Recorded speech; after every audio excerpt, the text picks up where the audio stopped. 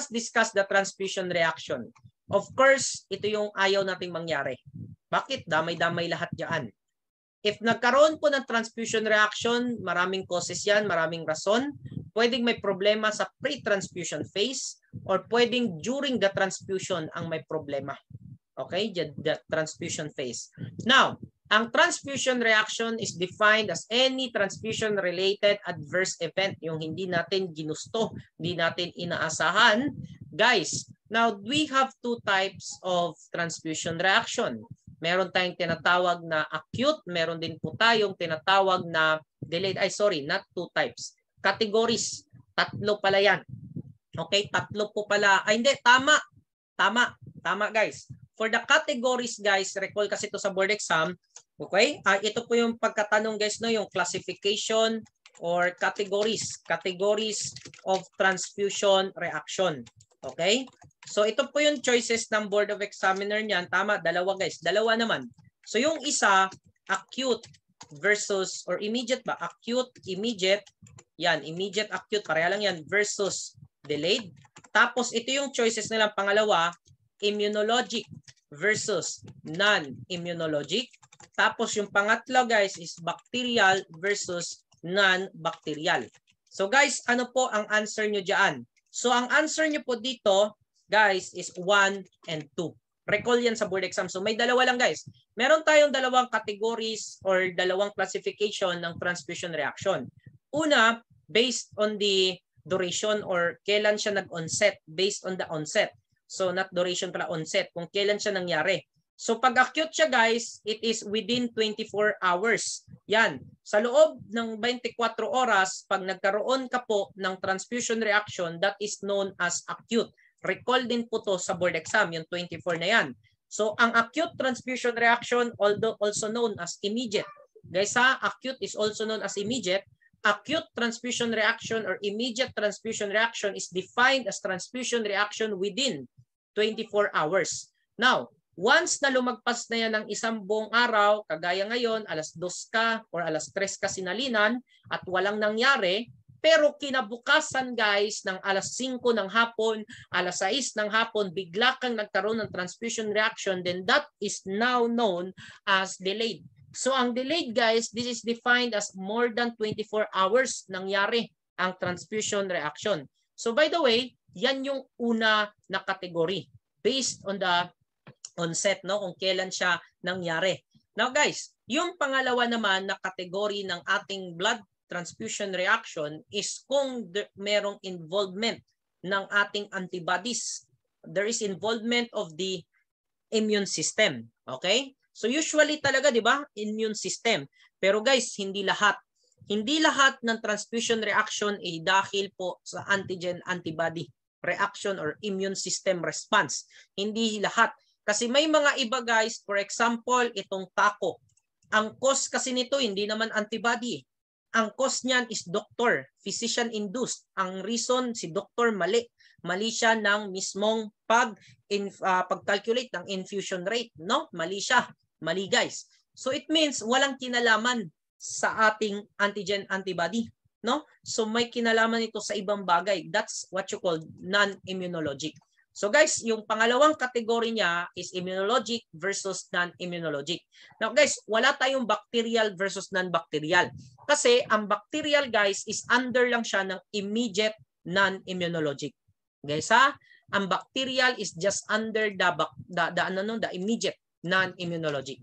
So yun lamang po yung ating mga categories and classification of transfusion reaction. Guys, recall sa board exam, lagyan ng 3 puso para sa 3 letra ng inyong pangalan, RMT. So wag niyo tong isama, yung number 3. Yan po mismo. Okay? So guys, let us discuss the different transfusion reaction. So simulan muna natin sa immediate.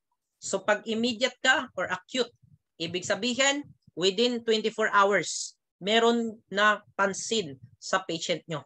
Okay? So guys, number 1, we have the IHTR or AHTR. Pwede itong isulat na IHTR, pwede din siyang isulat na AHTR. Acute Hemolytic Transfusion Reaction. Also known as Immediate Hemolytic Transfusion Reaction.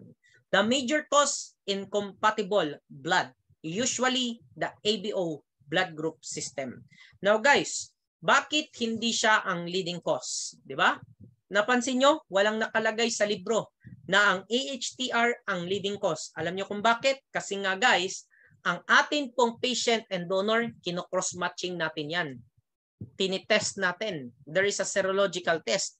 So ibig sabihin, guys, no, marami na ngayon, no, ang naiwasan yung AHTR dahil po sa maayos na pagko-cross-match. Pero guys, huwag kayong masyadong kampante dahil meron pa ring mga medtech na nagkakamali po diyan. Or pwede din naman ang medtech okay. Pero yung nurse ang nagkamali. Hindi niya masyadong na-identify properly yung patient. Or mali siya, na-swap niya yung dalawang dugo doon sa dalawang patient. So kaya nga po, iniimbestigahan yan. Now anyway guys, in acute hemolytic transfusion reaction, this is usually caused by incompatible blood due to incompatible ABO blood group system. Okay? So ito po, hindi na to ganun ka-common kasi ang mga medtech naman ngayon, ang mga lab personnel, ang mga allied health personnel, okay, workers, yung involved sa transfusion guys, tayo po ay competitive. Talagang pinag-aralan natin yan, iniiwasan natin yan. Actually, ito yung pinakaayaw ko na section ng laboratory, yung blood bank. Dahil nakakatakot pag nagkamali ka sa cross-match, ikaw ang pwedeng mawalan ng lisensya. So as a prevention, we need to avoid human error kasi yan yung usually na mali. Okay? And also highly trained. Ayan, dapat hindi ka aantok-antok lalo na ang mga nagpapa-cross-match madaling araw. Minsan may ganun guys hindi ba? Nakakainis, madaling araw pag nagwo-work ka sa laboratory, sa hospital, tapos naka-night duty ka, mga madaling araw may nagpapa-cross match. So pag antok-antok ka pa, naku po, pwedeng ikaw ang may mali. Okay? So common signs and symptoms, fever. Fever, siya yung una nyong madidetect, biglang tataas ang temperature. So ito chine-check yan ng mga nurse. So during the transfusion guys, andun yung nurse, naka-check yan, hindi nila pwedeng pabayaan. Okay? Pagkapasok pa lang ng dugo, pagkapasok pa lang ng dugo sa katawan ng patient, chine-check nila yan, monitor po yung vital signs, yung temperature, tinitingnan. So pag sakaling napansin nila tumaas ang temperature, automatic yan guys. Pag napansin pa lang nila na tumaas ang temp, nag-38 na, ibig sabihin may lagnat na yun, 38 Guys, discontinue agad nila ang transfusion. As much as possible, okay lang yan kahit kunti pa lang ang nasalin. Huwag naman sana maramihan kasi mamamatay ang patient. Okay? So ito yung mga common signs and symptoms. By the way, recall to sa board exam. Ayan. The patient complain, pain at infusion site. What is the possible transfusion reaction? Yan ang recall sa board exam. Guys, no? Recall po yung 2018 na recall, then that is acute hemolytic transfusion reaction. Next, febrile non-hemolytic transfusion reaction. The febrile non-hemolytic guys is caused by tapusin lang man, sulat ko lang ng buo ha. Tapusin tuloy. Sulat ko lang ng buo. The febrile non-hemolytic transfusion reaction is caused by anti-WBC, antibody, na nakikita mo sa pasyente. So guys, ito unexpected to. Kasi hindi mo naman din in-expect na ang patient mo may anti-WBC. Now, ito common to nangyayari pag ang patient, ang inyong transfuse ay whole blood. Lalo na kung maraming WBC.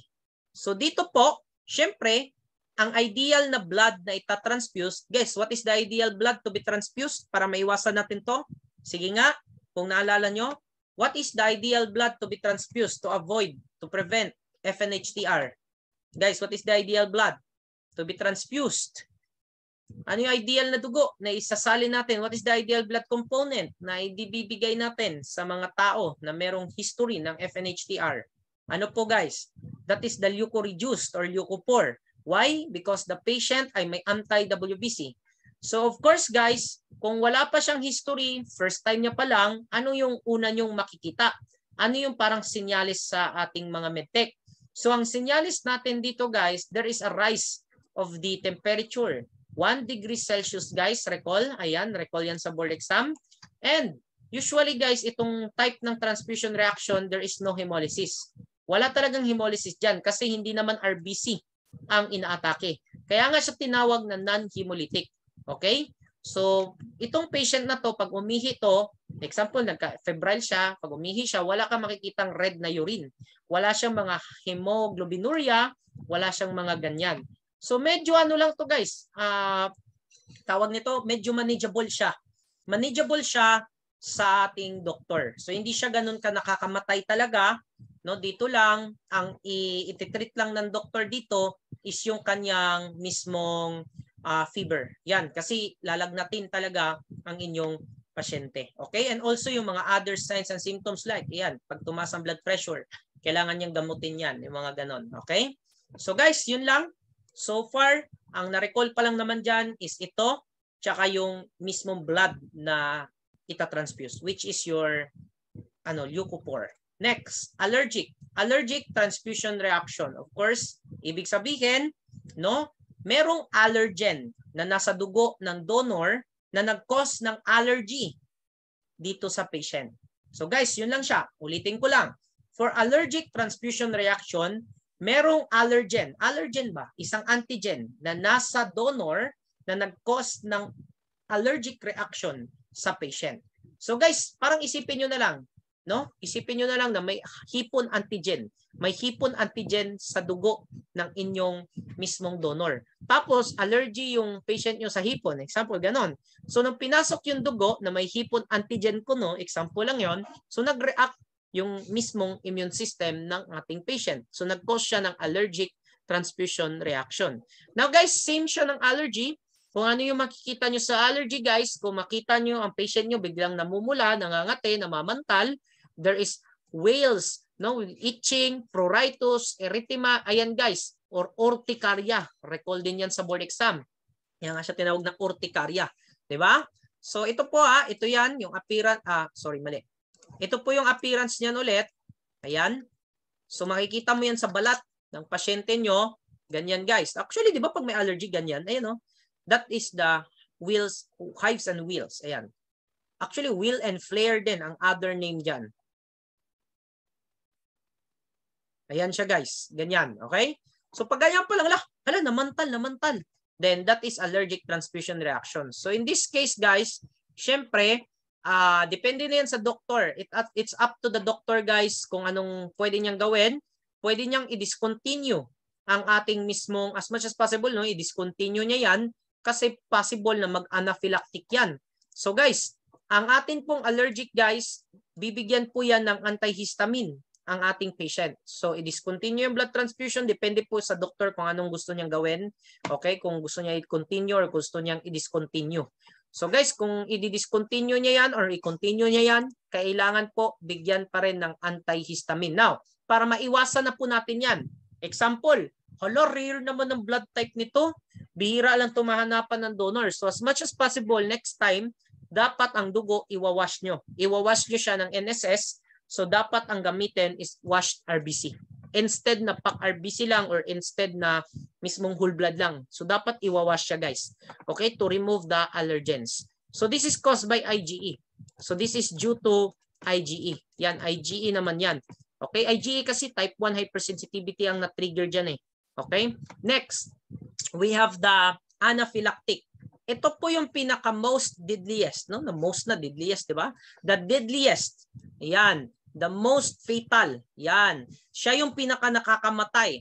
The most fatal, the deadliest type of transfusion reaction. Why? Just a few ml, guys. Just a few ml of blood na na-transfuse, it can lead to death. Ang bilis pumatay nito. Mas mabilis pa itong pumatay kaysa sa ABO, incompatibility. Now, ano po ba yung parang nakakatakot sa kanya? Kasi hindi mo makikitaan na magkaroon ng lagnat. Fever ang pinakauna na makita mong sinyalis na meron transfusion reaction. Isa yan sa common na transfusion reaction yung lalagnatin bigla, tumaas bigla ang temperature ng ating pasyente. Okay? So guys, ayan po. Ito po yung mismong nakakatakot. Just a few ml, it can lead to death. Now, ang anaphylactic or anaphylactoid transfusion reaction is due to IgA. O huwag kayo malito. Ito IgE. Ito IgA. Okay? So ang bawat edition ng libro natin magkakaiba ng sinabi dito. Maski ako naguguluhan ako diyan eh. Paiba-iba to guys. Anyway, guys no, paiba-iba to sa 5th, sa 6th, sa 7th edition. Now, basta ang ratio or pagkakaparehan nila. Yung pagkakaparehan nila, this is caused by anti-IgA. Ayan, anti-IgA. Sabi ng 7th edition, IgE daw yan na anti-IgA. Di ba? Ang gulo, di ba? So anyway, this is caused by anti-IgA. So ang patient mo, wala siyang IgA. No? Since wala siyang IgA, gagawa siya ng anti-IgA. So yun po yun. Ngayon, now, pag sinalinan mo siya ng dugo na merong IgA, di ba meron siyang antibody na anti-IgA, at sinalinan mo siya ng dugo na may IgA, then it will lead to anaphylactic transfusion reaction. Okay? So guys, mga signs and symptoms, actually, nandyan yung shock, cardiac arrest, severe shock, and lastly, death. So delikado po ito. So paano mo siya ma-differentiate dito sa dalawa na to? So para ma-differentiate mo siya dito sa dalawa na to, of course guys, yung fever. Wala po siyang fever. Okay? So paano natin ipe-prevent yan? Actually po, delikado kasi ito no, pag nagka-anaphylactic, epinephrine. Epinephrine guys, alam nyo ba pag binigyan ka ng epinephrine, para ka na lang nire-revive. Kasi ang epinephrine guys, isa yan sa mga binibigay as a last resort na drug ba? Okay, actually that is a hormone, di ba? Last resort yan na binibigay sa isang tao na gustong buhayin pa. Ayan. So epinephrine guys, agad-agad. So kung masalba ka pa, hindi mabuti. Kung hindi, sad to say, patay ka. Now guys, ito po, para maiwasan natin to, example, nabuhay yung pasyente. Uy, nabuhay yung pasyente. So next time, pag sasalinan siya ng dugo, make sure to use washed. Washed po dapat. Okay? Washed RBCs. Take note na lang po dyan guys ha. Uulitin ko lang, ang cause nito IgA. Ito IgE. So medyo magulo yung sinabi ng mga editions ng libro sa ating anaphylactic. Pero dito sila nagtutugma sa IgA. So guys, walang IgA ang inyong patient, gagawa siya ng anti-IgA, aatakihin niya yung IgA na galing kay donor at it will lead to anaphylactic transfusion reaction. Next, trale. Guys, ang trale natin, ang recall dyan, yung other name niya. What is the other name of trale or yung mismong non-cardiogenic pulmonary edema, binigay yan ng examiner. Kasi yung isa guys, ito cardiogenic to. Itong isa, non-cardiogenic. So ibig sabihin, there is no related to the heart. Kasi medyo hawig silang dalawa.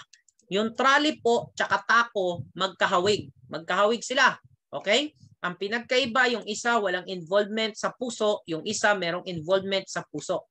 Now, ang trale po natin is similar siya kay FNHTR in case of cause. So ang cause niya guys is anti-leukocyte antibodies. So pareha sila nito, FNHTR, anti-leukocyte antibody. So that's the reason why, ano ulit ang itatransfuse natin to prevent trale? Ano po yung itatransfuse natin? Pareha sila. Yung mismong leukocyte reduced or leucophore. Now, aside from this one, ang pinagkaiba niya kay FNHTR, ang pinagkaiba niya ha, there is a lung involvement. Merong lung involvement guys, and this is delikado compared to FNHTR. Okay? Kasi ang FNHTR, manageable pa. Pwede pang makontinue yung transfusion, bigyan lang ng antipyretic, antilagnat. Now, ito po, hindi lang siya anti-leukocyte antibodies eh. Meron din siyang other antibodies that causes, that causes trale. So ito po yan. Yung anti-HLA. Okay? Now, ito pong tao na may trale guys, sila na po ang kinoconsidered na leading cause of transfusion-associated fatalities. So ito na yung number 1 ngayon, sabi ng ating Harmony. Okay? So ayan guys. So mayroon siyang heart, not heart. Anong heart? Meron siyang lung involvement. So kung napapansin nyo, all about the lungs. Ayan o, may acute lung injury, may problema sa lungs. Okay? Basta guys, related to lungs. Related to lungs. And also wala siyang heart. Wala siyang heart ha kasi non-cardiogenic siya. Wala siyang kinalaman sa heart. Wala pong involvement ng heart. Okay? So yung mga common signs and symptoms niya, kung napansin nyo, puro ano no, related sa baga, related sa lungs. Ayan guys, yan magulat ka. Di ba wala namang ubo yung ating pasyente? Bakit inuubo na to?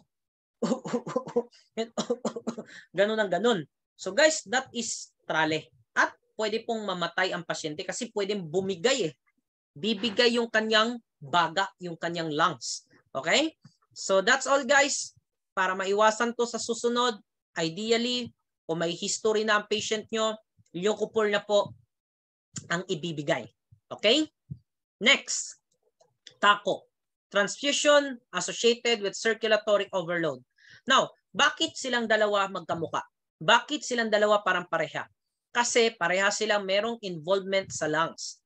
Ang ating TACO guys, pati yung baga nyo, pwedeng maapektuhan. Magkakaroon ka din po dito ng mismong lung problem. Pero guys, ang pinaka-affected na organ dito is your heart. Nagkakaroon ka po ng heart involvement. Ayan, pwede kang magkaroon guys ng mismong heart failure. Diyan. Okay? Yan. So ang ating TACO, hindi ito dahil sa reaction ng antibody-antigen. Hindi siya kagaya nito na may antibody na magre-react sa isang WBC. So ito po, this is caused by the physician. Induced, physician-induced, also known as iatrogenic. Ayan. So ito po, ang mga common signs and symptoms nito is related to the heart. Nagkaroon po ng congestive heart failure. So bumigay ang inyong puso. So meron din siyang involvement sa lung. Ayan, magkakaroon ng pulmonary edema. Pulmonary means the lungs, di ba? Nagkaroon ng pulmonary edema guys. Nagkakaroon ka ng dyspnea. Ayan, etc. etc. Pero ang pinaka-signs and symptoms niya is heart talaga. Doon related sa circulation nyo and sa heart nyo. Ang pinaka-apektadong organ, puso. Ngayon, guys, lumabas ito last January 2021. Bagong recall. First time lang ito na tanong ng examiner. Meron tayong isang test to know if ang patient nyo ay merong circulatory overload. Okay? Pwede nyo pong i-assess yung kanyang yung brain natriuretic peptide. Okay? Pwede nyo po itong i-measure yung level dyan. Kasi dyan nyo makikita na tumaas, no? Nagkaroon ng increased transfusion rate. Okay? So dito po, sabi ng libro, a BNP ratio of 1.5, okay, is the cut-off value. So dapat po 1.5 is the cut-off value. Okay? So pag more than siya ng 1.5, then that is a diagnosis na po of TACO. It supports the diagnosis na meron pong TACO ang isang pasyente. So guys, ito po bagong recall yan last year. First time pa lang yan lumabas sa board exam, 1.5. No, last year lang yan lumabas. Now, ang TACO po ang second most common cause. Ngayon guys, ano ba nangyayari dito? Parang isipin nyo ba, masyadong nag-traffic na yung circulation. Okay? No? Nasobrahan yung pagpasok ng dugo, nag-overload. Overloading. So bumigay ang puso kasi sa sobrang daming dugo na napapasok, mabilisan pa yung pagpasok ng dugo. So bumigay yung puso mo. So sino po ba yung mga tao na at risk sa ganyan? Siyempre yung mga matatanda, yung meron ng sakit, meron na silang dating sakit sa puso, or di kaya guys yung masyadong mga bata pa. Okay? So to avoid that, dapat ang doktor po, pinag-aaralan nila yan kasi aware naman siguro ang doktor na ito ay sikat na cause ng transfusion reaction. Kaya dapat bilang isang doktor guys, marunong ka dapat magtimbang yung proper na infusion rate. Okay? So take note na lang po diyan guys. So sad to say, pag biglang bumigay ang puso, wala. Patay yung pasyente nyo guys. Okay? So delikado, di ba? Sabi nga nila, mas okay pang ikaw ang mag-donate kaysa ikaw ang salinan ng dugo. Okay? So napaka-importante pala ng infusion rate, no? Yes, super important. Next, we have the bacterial contamination. Now, of course, guys, common sense, no? Na-contaminate ng mikrobyo. So as much as possible, blood should be administered in a sterile manner. So dapat guys, malinis siya. Hindi dapat siya contaminated. We all know that blood is a reservoir. Diba? Reservoir yan ng iba't ibang mga mikrobyo. So pwede siyang lagyan ng mga iba't ibang microorganism, mga viruses, mga bacteria, yung mga ganon. Now, since nakaref ang dugo, nakaref siya, hindi lahat ng common na bacteria ay tumutubo dyan. Tama po ba? Yes. Kasi yung mga medically important na microorganism, yung mga medically important, sila po ay usually tumutubo sa room temp or 37 degrees Celsius. Yung dugo natin nakaref eh. So ang tanong, anong mga bakterya lang ang pwedeng tumubo sa blood bank kahit ito ay nakaref? So that is your psychrophilic or cryophiles ang other term sa kanila, no? Yung mga cryophiles. So ang mga cryophiles, guys, these are cold loving, diba? Cold loving bacteria. So they can withstand the cold temperature, they can live under the cold temperature, guys. Okay? So paano po ba nakokontaminate ang dugo na ginagamit for blood transfusion? Actually, pwedeng nung pag-collect mo pa lang. Pwedeng pre-process mo, ginawa mo ang blood component, di ba? Di ba? Example, gagawa ka ng platelet products. Di ba? Meron yung light spin followed by hard spin. So during the process, na-contaminate mo. Or di kaya, guys, during the thawing process. So, pwede. Kahit saang stage or phases siya, pwedeng makontaminate.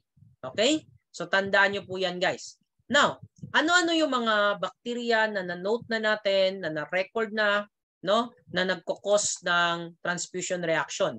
So, ito po yung mga iilan na microorganism or bacteria na nagkukos, guys, ng ating mismong transfusion-related sepsis. Now, by the way, ang pinaka-most common na blood component associated with transfusion sepsis, that is your platelet product. So ulitin ko, guys, ha, the blood component, no? Yan. Blood component that is most commonly associated with transfusion-related sepsis. So that is your platelet products. Bakit po ang platelet products ang pinaka-common na associated diyan sa bacterial contamination? Okay, so pag tinanong kayo sa board exam, sino ang blood product commonly na nakocontaminate? Sino yung blood product na commonly associated sa sepsis, transfusion-related sepsis? Your answer will be platelet concentrates or platelet products. Kasi ang platelet products naka-room temp. Napakadami po na bacteria na pwedeng tumubo sa room temperature. Unlike sa cold. Kasi example, ayan, na-contaminate siya ng isang bacteria. Paano pag yung bacteria na yan hindi naman tumutubo sa cold? So mamamatay lang din siya.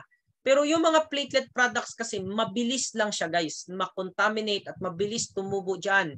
Marami pong bacteria ang tumutubo sa room temperature. So siya yung pinaka-most common blood component na contaminated, most common na blood component na associated with transfusion-related sepsis. Okay? So, ano ba to? Component. Hindi ko lang napansin. Yan. Yan. So, platelet product, guys. Now, ito po yung mga iba't ibang mikrobyo. I want you to memorize this one. Marami tayong mga recalls dito. Ayan. Meron tayong recall, guys, na most common. Two most common microorganism found in RBC units. Ayan, guys. Ito yung recall sa board exam. Ito yung recall, no? What are the two most common bacteria found in RBC units? So ang answer nyo po dito, kasi ito yung choices nila eh. Yersinia and E. coli. Ayan, Yersinia. Okay? Enterocolitica. Sige, buuin na lang natin. Enterocolitica.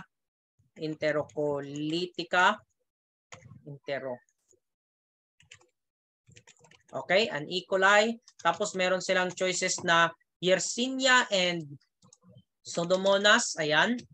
Ayan, Pseudomonas species.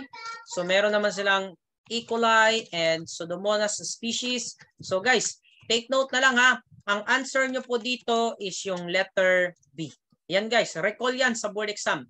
What are the two most common bacteria found in RBC units? Guys, that is your Yersinia and Pseudomonas. Now, ito naman. Paano pag tinanong kayo, what is the most common cause of death in transfusion related sepsis or the most common cause of death in bacterially contaminated blood products. Ayan. Okay? Or blood components. Guys, that is your Yersinia enterocolitica.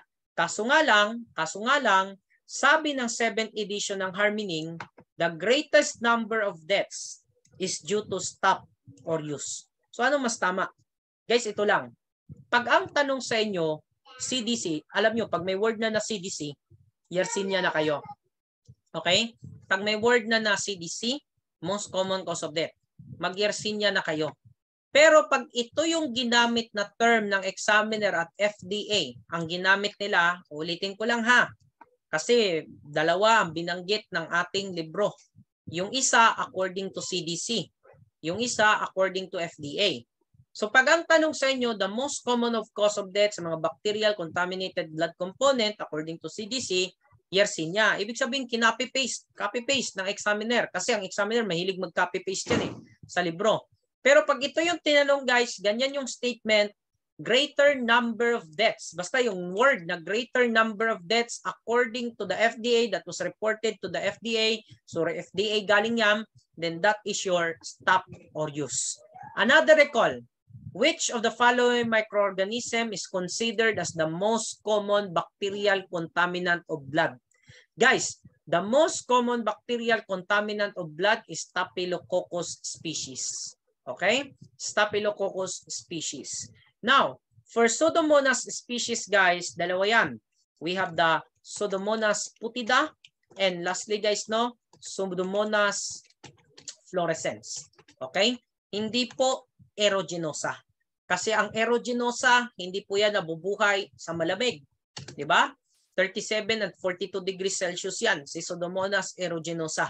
So, ito po ay Pseudomonas fluorescens and Pseudomonas, guys, na putida. Kaya po, pag nag-green ang dugo, nag-green. Nagulat ka, bakit kulay green yung plasma? Di ba? Bakit nagkulay green?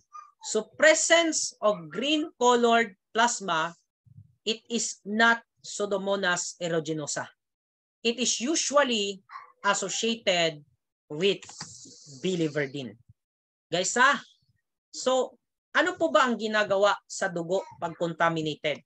Ano po ba ang ginagawa pag nakita mo na nag-iba yung kulay ng plasma? Kasi yung plasma mismo ang magbabanggit or magbibigay ng idea sa inyo na contaminated ang dugo. So example, ang plasma niya is nag-red, supposed to be yellow yan, di ba? Nag-clot yung plasma or di kaya naging purple ang plasma. In that case, you need to, guys, to throw or to remove the unit sa inventory at kailangan nyo na po siyang i-discard. Hindi nyo na po pwedeng i-issue yan, hindi nyo na pwedeng i-gamitin. Okay? Bawal pong gamitin ang dugo na contaminated. Okay? Ngayon, paano pag kulay green?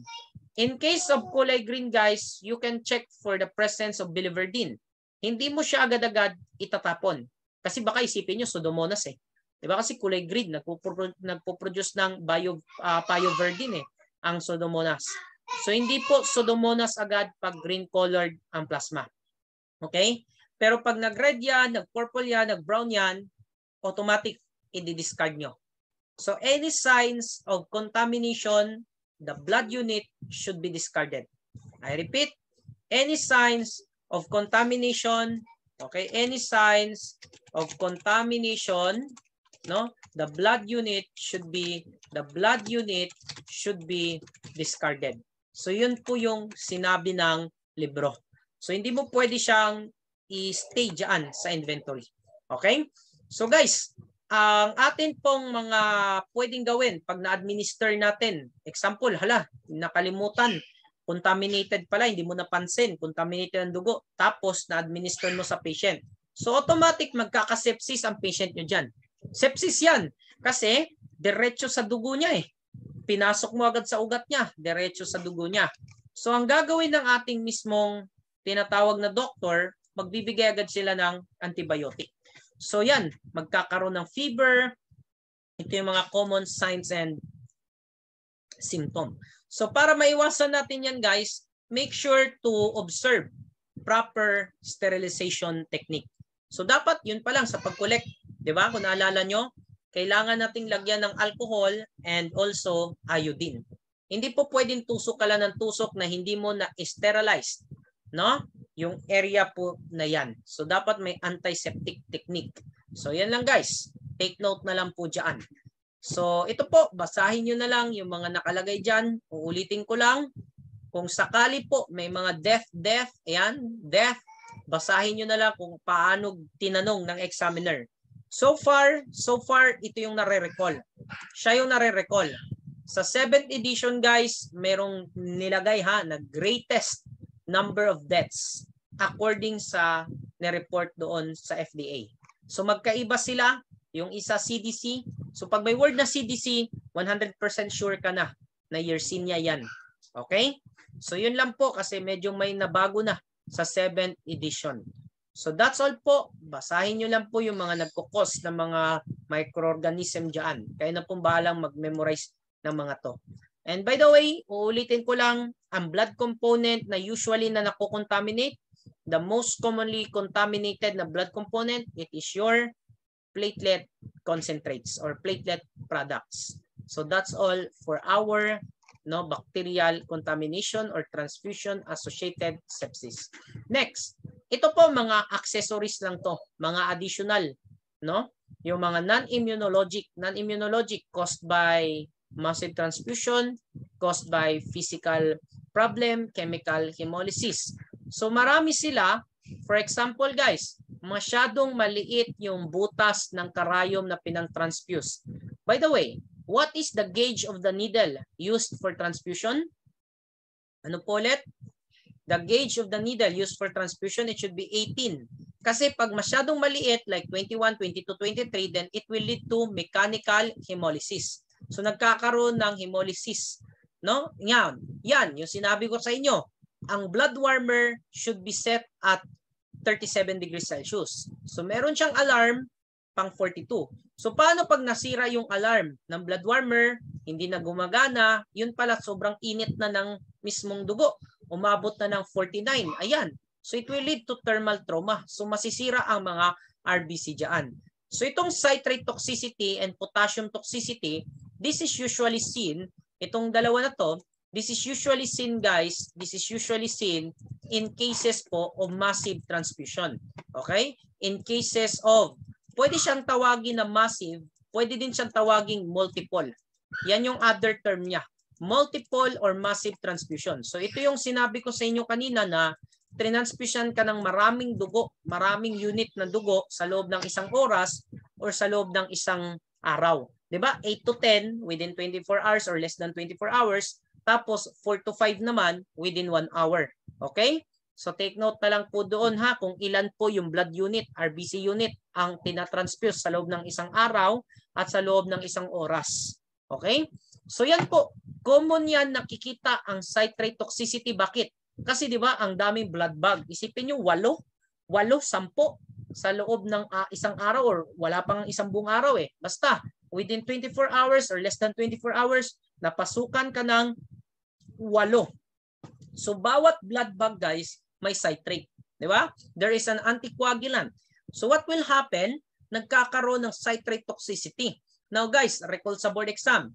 If the patient daw experience citrate toxicity, what is the electrolyte affected? So the electrolyte that is being affected guys mainly is your calcium. Pero sabi ni Harmening, pati daw po ang magnesium. So dalawa na. Kasi nung time namin, isa lang ang naturo, calcium. Pero sabi ni Harmening, citrate toxicity can cause hypocalcemia and hypomagnesemia. So pag tinanong kayo sa board exam, electrolytes, so dalawa na sila, affected in cases of citrate toxicity, that is your calcium and magnesium. Pero sir, paano pag magkahiwalay ang choices? Paano pag may calcium, may magnesium sa choices? So calcium po ang pinaka-i-answer nyo. Kasi ang function ng citrate, it binds calcium, di ba? Calcium ang ina-atake niyaan. Okay? So ang hyperkalemia, hindi to common guys. Yung magkaroon ng potassium toxicity, hindi to ganun ka-common sa mga adults kasi pang neonatal to. Okay? Pang neonatal transfusion yan guys, lalo na pag massive transfusion na sobrahan, na padami. Kasi may ideal lang tayo na dose or ideal na amount kung ilan ang isasalin mo sa mga neonates. Hindi po yan isang blood bag unit ang sinasalin sa kanila. Usually nga guys, singdami lang yan ng syringe. 10 cc. Yan, usually 10 cc na syringe ang ginagamit nila diyan. Kunti, sobrang kunting dugo lang talaga ang sinasalin sa ating mga neonates. Okay, so ito hindi to common sa mga adults guys, hindi to common. Okay, yan, this is a very uncommon in massive transfusion in adults. Pero sa mga bata siya usually nakikita. Sa mga, I mean not bata, yung mga babies.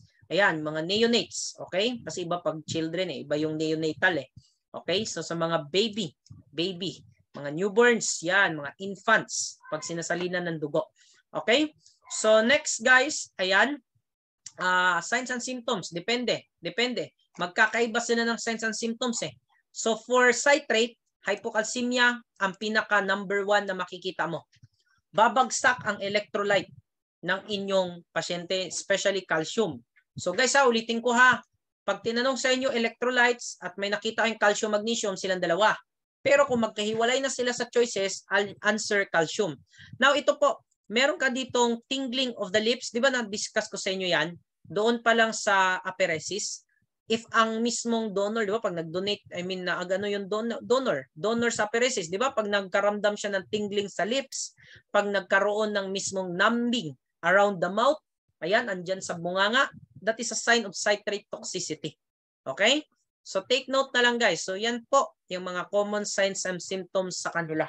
So usually asymptomatic siya lalo na pag mga other causes like physical trauma, chemical hemolysis, or di kaya thermal trauma. Yan, mga asymptomatic, hindi masyadong makita, hindi matukoy ng mga doctors. Okay? So next, let us proceed to the delayed transfusion reaction. So guys, pag delayed ulit, this is defined as reaction for more than 24 hours. So lumagpas na ang isang araw. So example, pagka 26th hour nung sinalinan ka ng dugo, pagka 25th hour nung sinalinan ka ng dugo, doon ka nagkaroon ng reaction. Hindi ka na immediate. Ang tawag sa iyo, ang category mo is delayed na. Hindi na po immediate. Basta, sa loob ng isang araw, 24 hours, doon nangyari, nagkaroon ng reaction, acute yun or immediate. Now guys, for the delayed hemolytic, hindi siya ganun hindi siya ganun ka-severe compared sa acute. So usually this is milder. This is milder compared to the acute. Pero nakakamatay pa rin. Okay? Now, parehas sila ng immediate. Ang cause nila is incompatible. Kaso nga lang, yung mga blood group system dito, sila yung nagkukos ng delayed. Late nangyari ang reaction. So guys, marami yan sila.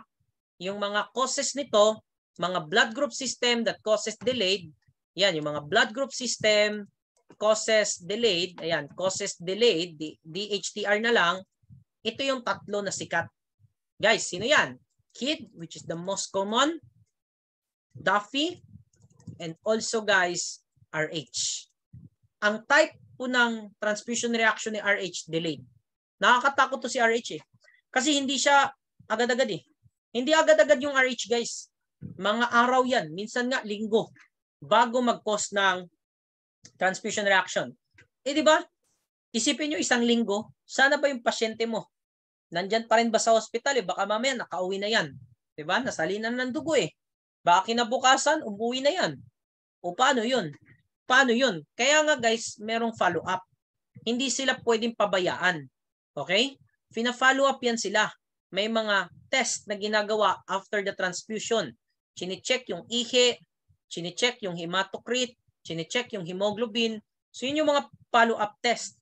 At isa pa guys, ang patient, ina-advisean yan na pag sakaling may naramdaman siyang kakaiba, so under observation siya sa isang buong linggo, pag may naramdaman siyang kakaiba, huwag siyang mahiya, don't hesitate na tumawag, ganun guys, So tawag agad siya sa hospital kasi pwede po yang delayed hemolytic transfusion reaction.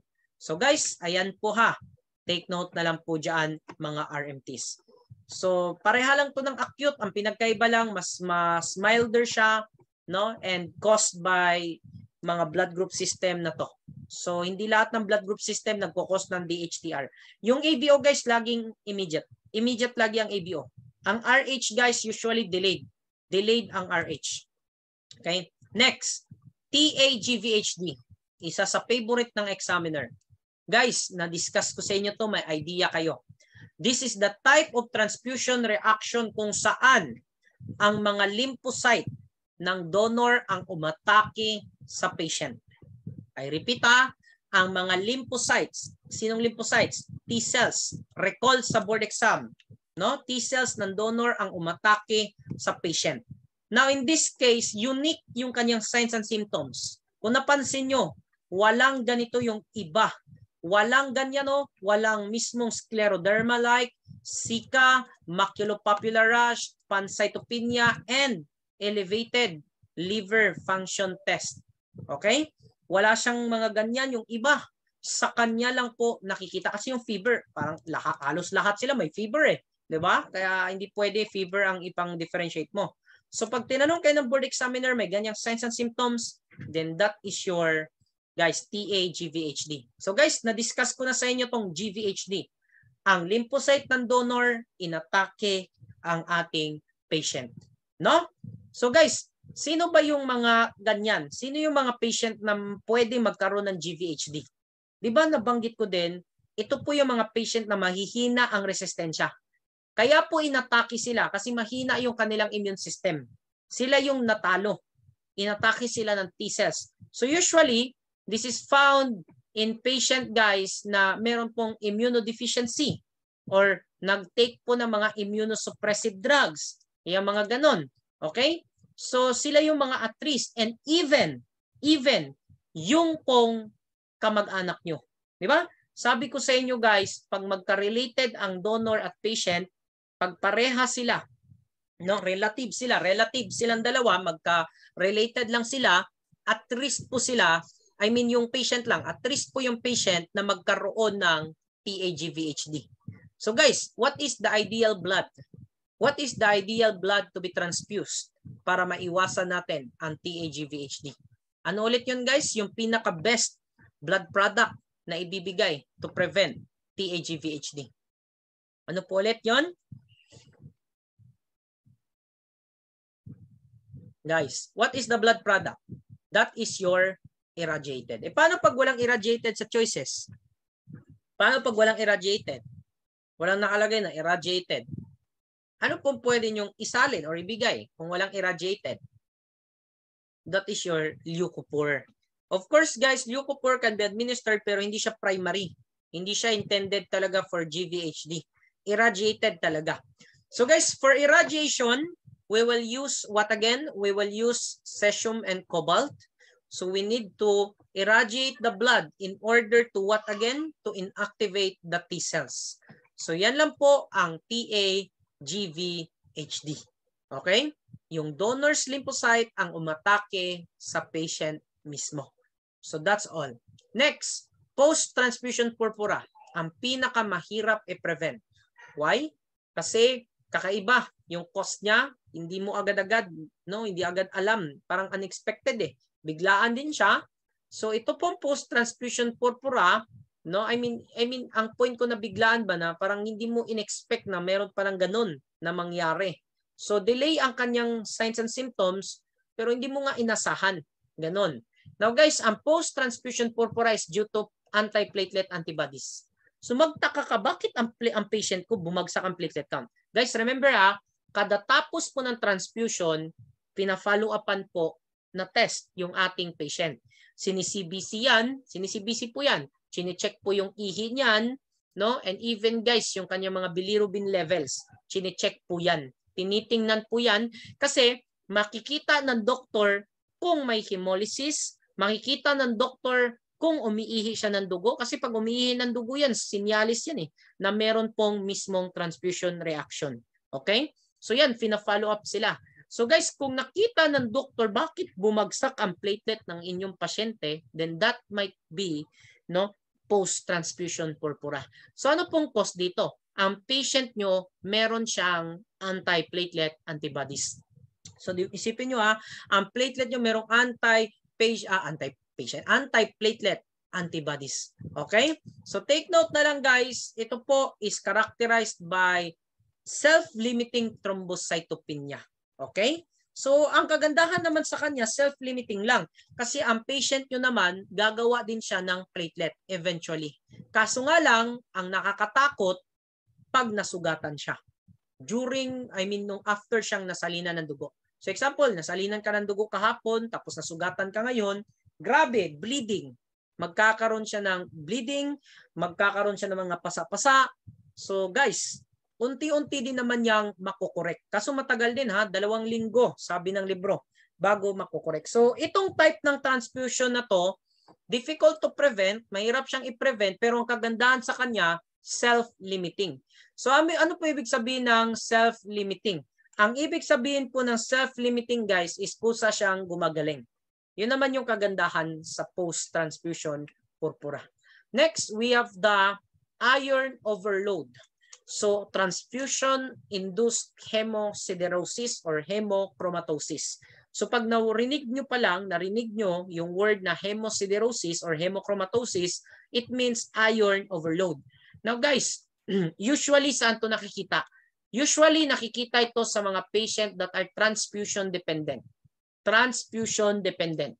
Yung laging nagpapasalin ng dugo. Bakit? Ang atin pong RBC, each unit of RBC contains approximately 200 plus milligrams of iron. Yan, 250 milligrams of iron. So ibig sabihin nun guys, kadasalin sa iyo ng dugo dahil kailangan mo lagi ng dugo. Kumbaga parang buhay mo na yan. Yung mga tao po na may sickle cell anemia, yung mga may major thalassemia, lagi na po sila nagpapasalin ng dugo. Parte na po ng buhay nila simula nung pinanganak hanggang pagtanda, hanggang sila ay mamatay. Sila po ay laging sinasalinan ng dugo. Required po lagi yan sa kanila. Okay? Lalo na pag mga major, mga severe form na anemia, yung mga yan. Now guys, since sila ay laging sasalinan ng dugo, so they are candidate of having this iron overloading. So guys, ang nangyayari guys, nasisira yung kanilang mga organs. Masisira. Kasi ang iron, pag nag-accumulate siya, sobra-sobra, it will lead to cell injury. Na-i-injured yung mga cells at the same time, masisira na yung organ. Okay? Kaya meron ka po ditong multi-organ failure. Now guys, madali siyang kalabanin or kontrahen. So, aware dapat ang isang transfusion center na ang patient nyo ay transfusion dependent. Lagi nagpapasalin ng dugo. So, dapat aware sila dyan na pwedeng magkaroon yan ng hemosiderosis. So, that's the time that they will administer, dapat ang ibibigay nilang dugo ay yung neocytes. Or, pwede silang magbigay ng mga anti-iron. Di ba? Anti-iron or iron chelating agent. So ito yung mga anti-iron guys, ito yung deferoxamine or desferrioxamine. So guys, what are neocytes? So ang neocytes po natin, these are young RBC with increased survival rate. Okay? So meron silang increased survival time or survival rate. So guys, survival rate. Survival rate or time. Okay? So tandaan nyo guys pag tinanong kayo ng Board of Examiner, sino ang transfusion reaction ang nangangailangan ng neocytes as a form of treatment or prevention? Guys, ang sagot nyo po is hemosiderosis. Okay? Tandaan nyo sino ang transfusion reaction na nangangailangan ng neocytes? Neocytes, that is your iron overload or transfusion hemosiderosis. Okay? So guys, ito po yung mga, bago ko i-discuss yan, ito po yung parang summary niya. Okay? Ito po yung mga signs and symptoms. So pwede niyo siyang basahin, mga nakalagay dyan. Okay? So may mga hinighlight ako dyan sa handouts nyo ng mga important signs and symptoms. Okay? So ito po yung mga pwedeng gawin ng ating mismong doktor. Ayan guys.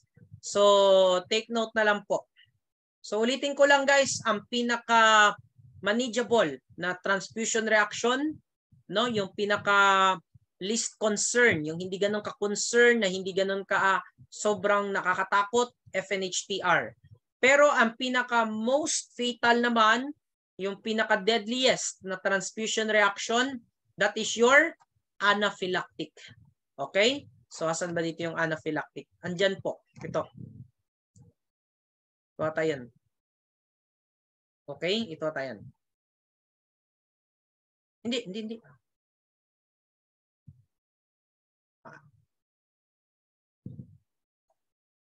Tama kasi allergic to eh.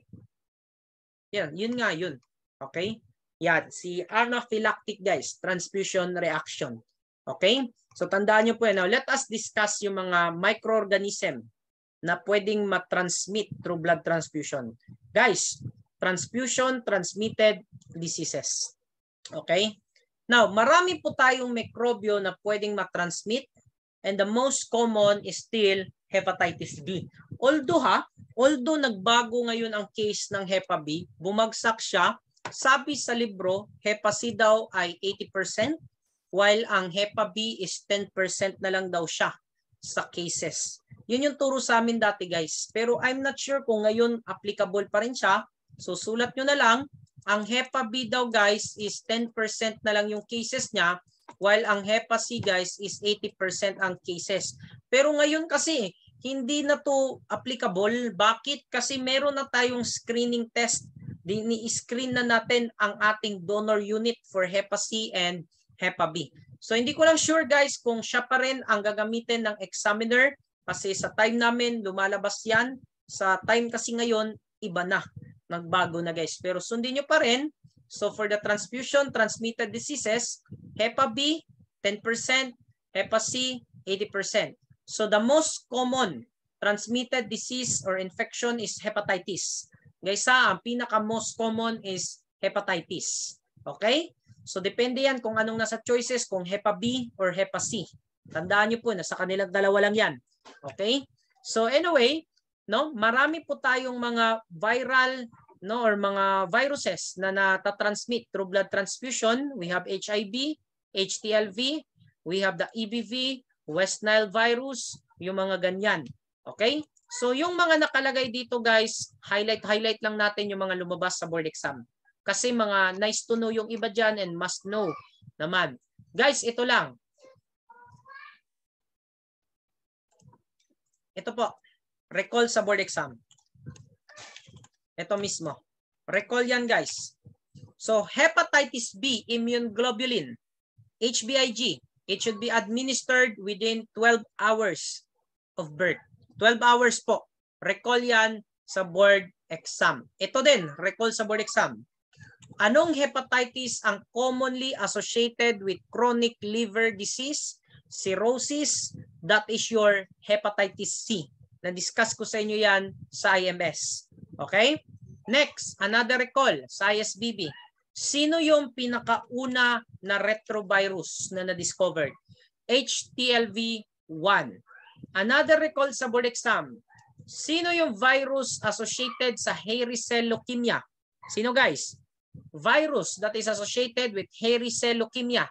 Sino po yon? Recall sa ISBB. That is your HTLV type 2. Okay? Next, another recall. What is the most common congenital infection? The most common, no, na infection that can be transmitted from mother to fetus. That is your congenital infection. Guys, that is your CMV. Kakalabas lang ngayon ulit, ngayong taon. Okay? So take note na lang. So ito po mga highlights lang talaga tayo. Next, another recall guys. Take note. Pagdating naman po sa ating mismong mga parasite, ang recall, which of the following parasites can be transmitted through blood transfusion? All of this lang po yan lahat. So merong iba, hindi sinama ang microfilaria. Whoops! R&D! Ang keyword natin sa mga parasites na pwedeng matransmit via blood transfusion ay Babe, let's try to, yeah, yeah. Ano po yan? Babe, babisha, let's, leishmania, try, trypanosoma, toxoplasma, yeah, yeah, microfilaria, malaria. So paano po ba yung pagkatanong dyan? So ito guys, which of the following parasites can be transmitted, no, through blood transfusion? So ang choices nila dyan is ganito.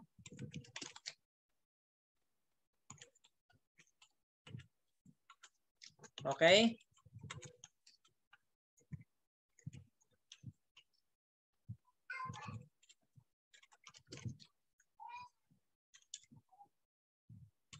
Okay, ganyan po yung mga choices nila.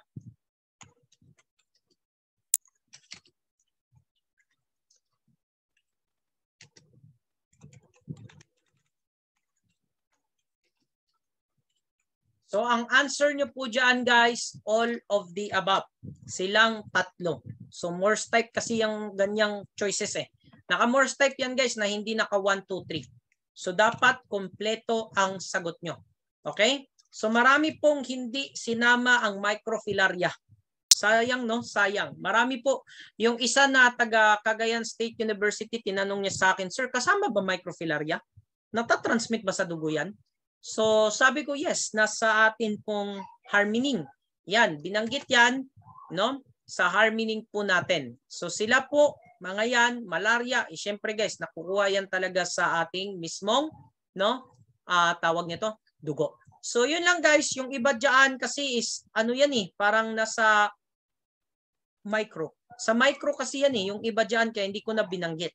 So binanggit ko lang sa inyo yung mga important. So ulitin ko, kung sakaling ginamit pa rin ng examiner yung reference dati, ang Hepa B guys, siya po ay 10% lang, while ang Hepa C virus is 80%. Kaso nga lang, ngayon kasi nagbago na dahil po pareha na silang ini-screen. Pero pag tinanong pa rin kayo, what is the most common na infection that can be transmitted through blood transfusion? Answer, hepatitis pa rin. So nasa kanilang dalawa lang. Mas common siya compared kay HIV, mas common siya compared kay HTLV, kay West Nile, kay EBV. So hepatitis pa rin ang tamang sagot. Pero kung magtatanong na sila ng percentage, example, yan pa rin yung choices sa inyo. May mga 10, may mga 20, may mga 80, may mga 100. Guys, ito yung sundin nyo. Ito yung sundin nyo guys. Okay? Kasi yan yung nasa luma pa na reference na kay Harmening pa yan. Mga 4th, 5th edition ng Harmening. So anyway, guys, no, kung ito pa rin ang ginamit nila, kung yan pa rin ang choices nila, edi good. At least, alam nyo, aware kayo. Kasi ngayon, medyo nagbago na yan. Walang binanggit na ang libro. Wala na silang sinabi kung ilang %. Dahil, yun nga guys, bumaba ang cases ng mga yan dahil po sa tinatawag na mga serological test. Diba? Nagkaroon na tayo ng test for Hepa B, Hepa C. At syempre, nag-a-advance na din yung mga test natin. So yan lamang po for the transmission transmitted diseases. So guys, yung mga pina-highlight ko sa inyo, mga recalls po yan sa board exam. So yan lang for the transfusion reaction. So yung hindi ko po nabanggit, kayo na lang pong bahalang mag-aral niyaan. Okay? Ang importante dyan guys, ang pinaka-importante dyan, alam nyo yung dugo na isasalin, dapat alam nyo yung blood component na ibibigay, alam nyo po yung mismong causes. Yan yung mga causes tinatanong nila. And ito guys, medyo naging ano din nila, naging recall din sa examination natin yung signs and symptoms. Kagaya po nung pain at the infusion site. So sino daw po yung characterized by pain at the infusion site? At ito naman, basic lang yung pagka-recall, transfusion reaction characterized by urticaria, wheal, and flare. So alam nyo na agad, that is allergic transfusion reaction. And by the way, mag-ingat din kayo kasi ang examiner nyo tinatamad mag-type ng buong pangalan. So they are using yung ating naka-acronym. Yan, naka-acronym siya guys. So please be familiarized with the different mga acronyms na to. So this is hemolytic. This is the anaphylactic immediate hemolytic transfusion reaction. This is the transfusion associated with sepsis. Ayan, sepsis yan eh. Sepsis to. And this is the febrile, non-hemolytic. Okay? Allergic, transfusion related with acute lung injury, transfusion associated with circulatory overload. Okay? So dapat maging aware kayo sa mga pangalan nila kasi hindi nga po yan binubuo ng examiner, no? Palalo na pag ayaw nilang buuin. Nakakatama daw i-type. So that's all guys for the transfusion reaction. Now guys, hindi pa tayo tapos. Pagkatapos po, example, let us assume na okay yung patient, no? Akala mo okay. So natapos ng transfusion, na-complete na siya within 4 hours, di ba? Within 4 hours, it should be completed. Now, kailangan po natin yang imbestigahan, kaya kailangan po natin yang i-follow up. Hindi po natin pwedeng iwanan ang pasyente, guys. Now, kung sakaling nagkaroon man ng transfusion reaction during the transfusion, pag nagkaroon man, ito po yung pwede nyong gawin. Guys, required po to ha. During the transfusion reaction, remember guys, the first thing that the nurse or the doctor, yung attending physician na nandyan should do, dapat po stop ang transfusion. Guys ha, hindi tayo medtech, wala tayo dun eh. Okay? Ano po, pag ikaw ay nandyan sa harap ng pasyente na nanginginig, napansin mong nanginig, nag-chills, no? Parang sinapian, anong dapat nyong gawin? Stop the transfusion. Okay? So yan po ang first step. Recall po yan sa board exam. What is the first step to do daw during transfusion reaction? You need to stop the transfusion. Yan po ang pinaka-first. Now, iimbestigahan ka. Ito na yung tinatawag na investigation. Follow up na yan, investigation, iimbestigahan after nyo magawa tong mga to. Now, for the investigation guys, the first thing you need to check naman, pag inimbestigahan na, the first thing you need to check is the clerical check. Ibig sabihin, yung mga involved na tao sa pag-transfuse. So lahat po yan, starting from pre-transfusion phase hanggang sa dulo. Diba? Medtech, nurse, doctor, sila po ay i-check. Lalo na po kayong mga medtech. Kasi syempre baka mamaya mali ang inyong cross-matching. Ayan guys, no? Take note na lang po dyan. So ito po yung mga dapat nating gawin. Ayan, no? For laboratory investigation. No? Take note na lang po. Ngayon, pag nag-imbestiga tayo, pag nagpa-workup tayo, follow up, anong mga test ang pwedeng gawin? Ito po yung mga test na pwedeng gawin. Pwede po nating i-measure ang hematocrit and hemoglobin kasi doon mo makikita na talagang hemolytic transfusion reaction. Nagkaroon ng hemolysis. Diba? Kasi pag sinalinan mo ng dugo, dapat tataas Tataas ang hemoglobin, hematocrit. Pero nagtaka ka, sinalinan mo ng dugo, bumagsak pa ang hematocrit at hemoglobin. Hemolysis yan guys. Tapos yung plasma kulay red. Edi hemolyzed talaga. Now guys, you can check for the hematocrit and hemoglobin. So pwede ka magpa-CBC count. Diba? CBC. Complete blood count. Yan, CBC count pa. Diba? CBC. So guys, you can check the urine. So advisean mo ang patient mo, sasabihan mo ang patient mo, pag umiihi ka, lagi mong i-check ang ihi mo. Ginaganyan yan guys kung meron bang dugo or pula ang kulay. Kasi pag kulay pula yan, kailangan po yang imbestigahan talaga. So yan po. So isa yan sa chine-check. Kasi sign yan na merong hemoglobinuria, it means may intravascular hemolysis. Ayan din guys. Pag iniimbestigahan natin, kailangan nating i-repeat ang blood type ng patient, kung antibody screen, and the cross-matching itself. That's the reason why hindi po tinatapon ang pinag-cross-matchan. 7 days po minimum, naka-stored siya, nakatago. Kasi pwede po yung i-check, tapos uulitin. Iuulitin yan para i-compare. So ano mo kasi yan parang proof mo yan Paano pag, paano pag naging umabot sa korte? Diba? Malay mo, mayaman yung namatay. Namatay pala yung mismong pasyente. So guys, ano yan?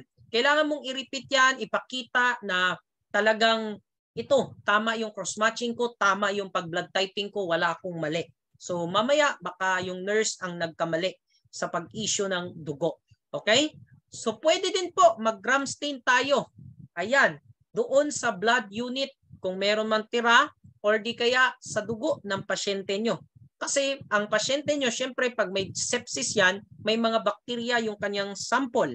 Ayan guys. So that might be a sign of contamination. And guys, tandaan nyo ha, hindi na po natin habol ang donor. Hindi na po natin hahabulin ang donor. Hindi po natin kukonsensyahin ang donor. Hindi po natin pwedeng sisihin ang donor. Yung tipong ikaw yung may kasalanan tapos tinawagan mo yung donor, yung dugo mo nakapatay. Ano yan? Bibigyan mo pa ng konsensya yung donor.